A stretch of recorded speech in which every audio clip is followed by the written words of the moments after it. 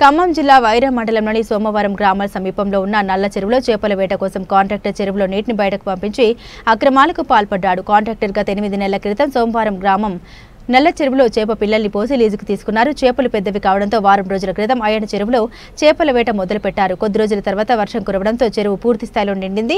నీటిని బయటకు పంపేందుకు గ్రామస్తులు కొంతమంది అక్రమాలకు పాల్పడ్డారని స్థానికులు తెలిపారు. రాబోయే రోజుల్లో వర్షాలు కురవకపోతే ఆయకట్లోని 230 ఎకరాల పంట సాగుకు ఇబ్బందులు కలిగే ప్రమాదం ఉందని స్థానికులు ఆవేదన చెందారు.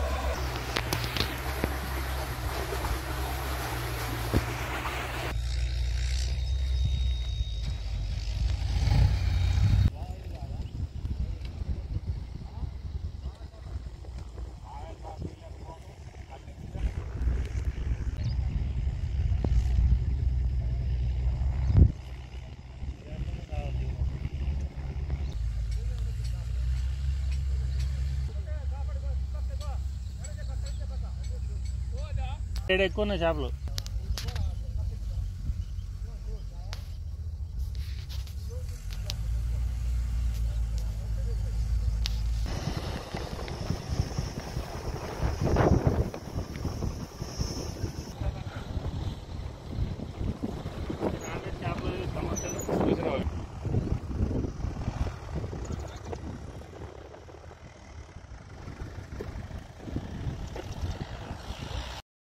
చేసింది అది వచ్చిన తర్వాత అది పూర్తి అవుతుంది.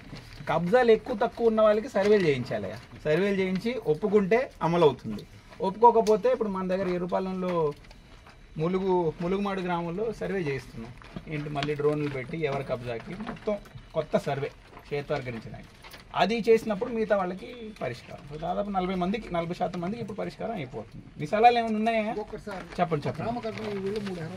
చేయాలి అది గ్రామ కంట నుంచి అక్కడికి వచ్చేసారు బయట. ఆ గ్రామ కంట వాళ్ళ కింద ఆధీనంలో ఉంది. వాడికి కాగితాలు కావాలన్నారు. ఇప్పుడు రెండో భాగంలో మనం ప్రభుత్వానికి రిక్వెస్ట్ చేసింది గ్రామ కంట సర్వే చేయాలి. మనకి ఇప్పుడు మీరు గ్రామ కంటాల్లో కొనుగోలు చేసిన దానికి అసలు కాగితాలు లేకపోయాయి కదా. కాగితాలు లేకపోయాయి.